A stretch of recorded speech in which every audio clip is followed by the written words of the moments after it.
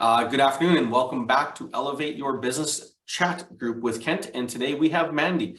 And I would attempt to pronounce Mandy's last name, but that looks like a lot of fun. So I'll let her mess it up. Mandy, welcome to our chat. Thank you. Give us your name, your company name, please. Okay. And tell us a little bit about your company and what makes you guys awesome. Awesome. Okay, so my name is Mandy DeCheco Colababa, and I know that is a huge mouthful, and sometimes I regret it, but it'll make me memorable. So I have a company. It's called Collaborative Strategies Consulting Inc. We're located in Southern Alberta, and we really were created out of for a couple of reasons. The first one was to focus on mental health in the workplace and leadership support and development. I recognized early on that being a mom in business and in leadership, there were not a lot of places that you could go outward without taking things to your staff, and sometimes that's not appropriate. But I also recognized that as a female business leader, there were a lot of women I knew that were struggling silently because they were afraid to let people know that they had too much on their plate because it might damage future opportunities. So I wanted to create a business where people were allowed to come and talk about that, and then we could strategize where they needed to make adjustments in their life by looking at the person holistically. But then it's kind of evolved from there as we've grown into, a team of just me, into a team of 3, because I have different individuals that are really strong in other ways. So this has allowed us to not only look at the mental health components of people's business, but do the research, do the empirical background, the industry knowledge, all of those things to combine into a real holistic and really a great overview of where people are going in the future of their company. Fantastic. What is the biggest challenge you have overcome since starting your business? I would say balancing timelines and passion projects and workloads. It wasn't until my staff were like, please quit saying yes to things. Because, when you're a business owner, you just think, this sounds great. Let's do it. Let's do it. Let's do it. Overpromise. I'm of the generation, where the customer is always right. You always overpromise. You always overdeliver, or underpromise, overdeliver. And there's always a fear that if you say no today, that, oh, you've lost that opportunity. But I have a great team who's younger, and for them, it's all about balance. And so it was, let's learn how to prioritize and schedule. How did you tackle that, and what was the outcome? So we started to work towards, okay, here's our year. This is what we can fit into these slots. These are the other things that we can fit into these slots, and making sure that we started to schedule them, recognizing that our clients are okay to wait. A lot of times, when they're looking for these services, they know it's a big job and they don't need to do it right this second. It's okay to say, okay, in the meantime, get us this background information and we're going to start August 1st. So that has really, I think I still push a little bit too much, but it's allowed us to have a bit more balance. Excellent. So really intentionally scheduling, understanding available work hours from team members, and quote unquote putting projects in the calendar for available resources, as opposed to paraphrase, saying yes and then putting all kinds of crazy hours in to get the job done based on a client timeline, not necessarily on a win-win. Yes, absolutely. And then it's because we expect really high quality, and our projects are really in depth. It is a ton of, a lot of them are very research based for that background information. And so this allows us to maintain quality and really maintain good communication with our clients. So what industry would you say you're in? Business consulting, really. I think we've created our own niche, which, was always my goal, was to create my own niche. It is really business advising, mental health support, research and evaluation. It's looking at businesses really through that back end of looking through their business, but then working on the front end with the owners so that they can make those steps for implementation and change. Excellent. What are the top 3 challenges that your industry faces in the next 12 to 18 months? or maybe that your business face in the next 12 to 24 months as you grow and scale your business? I think it's, for most industries and it's going to be people and it's going to be time. Ensuring that we have the right people in the right positions and that we have the time to do what's required to have a quality product. I see that straight across the board with no matter what company, what type of company, what industry that we're working with. I think it's going to be time and people. All right. No, it's not the first time I've heard that, so I probably can echo that one.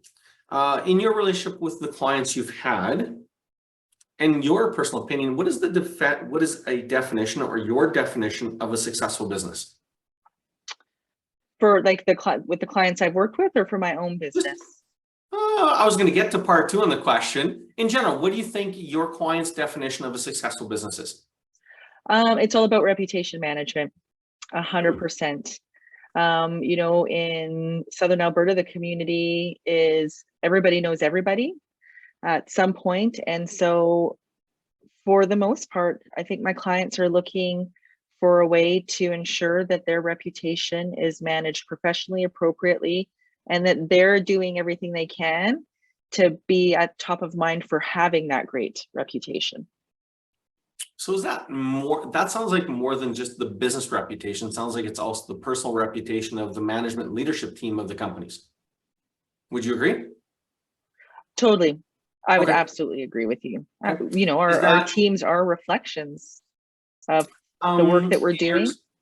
Sorry, would you say that is the reputation of the business and the owners is more important than revenue or profit or growing the business? I think it goes hand in hand. Okay. Yeah, and I think that that's what we're learning in today's day and age, especially with social media, and that everybody can, put a positive review out there just as easily as they put out a negative review. It's never been so easy. That ensuring, that the reputation is really important to businesses right now. Interesting. So what's your definition of a successful business? I would say the same thing. For me, it's knowing that the work will keep coming in, that people are satisfied with what we're doing, and that they notice, that what we put into the things that we do. And really, for us, we define our success by the fact that our clients are successful, whether it's their change management, whatever it is that they've hired us to help them with. Is it that they can now implement that business plan or the feasibility study, saved them from something or helped them do something?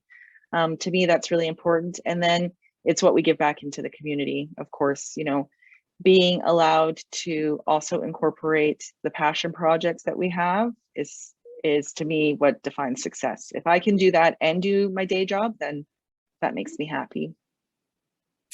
Great answer.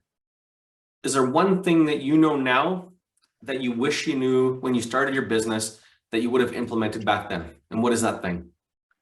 Oh, that's such a good question. That's interesting because, I'd been in a business partnership for a long time. I'd been in leadership at different levels, with a board, on my own.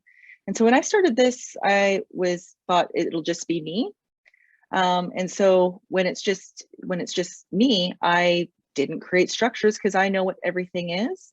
And so maybe and I see it now also in the companies that we work with, is how important those initial structures are, because they also help to really define what your mission is, how you're going to portray yourself to the client, maintaining that quality. And luckily I have a really great team who, I didn't work by myself for too long, that also gets that. But definitely ensuring that those structures are there from the beginning is so important. So let's define that, because I think the term structure is too vague for the business audience. What would be the 5 or 10 structured things that you would, or are now in place now, that you would have put in place sooner? What are some specific examples that would be defined as structure in your definition? Okay, so like defining, I knew what my mission was, but defining a clear business mission, having kind of like a handbook for how I want my the qualities I want for my team, the code of conduct that I want.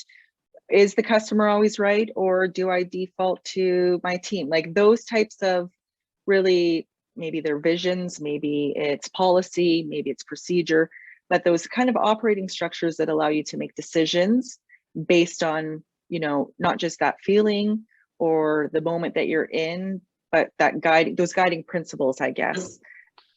Oh, that's great. That's great, Claire. The way I like to put it is it's kind of like we get to define the rules of our business within the rules of the land. And those Yes. are simple from a sports analogy. We got officials, they enforce the rules of the rule book. There's some rules that we can change as independent business owners, but for the most part, the rules of business are the rules of land. Then I think the second part is kind of also what we're talking about is how as leaders and as teams, what are the strategies we implement, and then how do we execute within the rules to achieve the objectives? And it is a fine balancing act between the hard rules and then the strategies of implementation. Is that a fair analogy, and can you relate to it? 100%. And you know, it's interesting because you know you use a sports analogy, but I'm also finding, and maybe you find this too in the work that you do, that those, you know, principles or structures or guidelines or whatever are defined differently between men and women in business.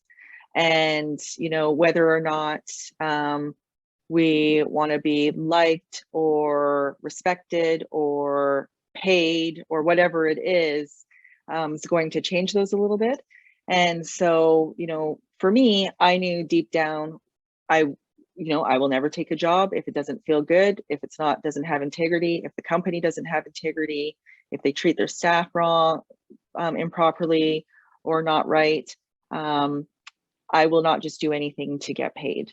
And I want it to be meaningful work at the end of the day. And luckily I have, you know, 2 people on my team who feel the exact way, even if maybe not everything's their passion. It would sure surprise you to know that it wasn't their passion because they get so invested in everything as we go along.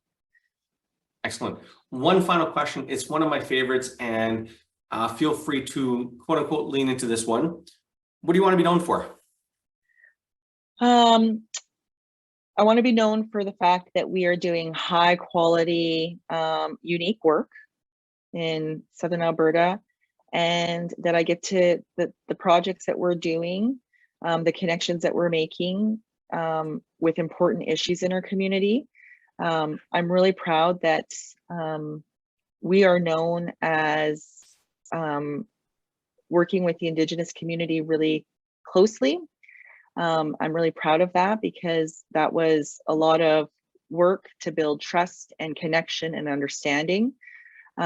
We work a lot in the nonprofit sector with different programs that are other people's passions. So that's, you know, to me, it's all passion driven and about feeling good about the stuff that we get to do in the hopes that it's going to make a difference for somebody else. So that to me is what I want to be known for.